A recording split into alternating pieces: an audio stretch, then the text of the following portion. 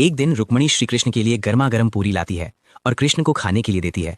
जैसे ही श्री कृष्ण पूरी को खाते हैं, पूरी गर्म होने की वजह से उनका मुंह जल जाता है और उनके मुंह से राधा शब्द निकल जाता है।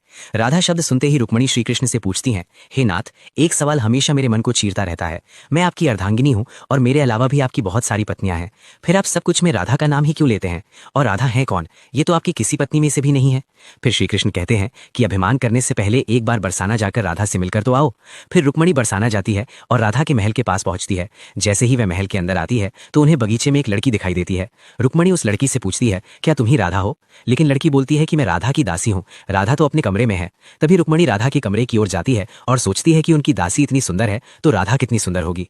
तभी रुक्मणी राधा के कमरे में पहुंचती है और राधा को देखकर चौंक जाती है और कहती है, क्या तुम राधा हो? और तुम्हारे चेहरे पर यह जला हुआ दाग क्यों है? तभी राधा कहती है, किसी ने मेरी कृष्ण को गर्म चीजों से दाग दिया है। अगर उसे पीड़ा होती है तो मुझे भी उस पीड़ा को सहना पड़ता है, क्योंकि हम दोनों अलग नहीं, हमारे दो शरीर में एक ही प्राण है।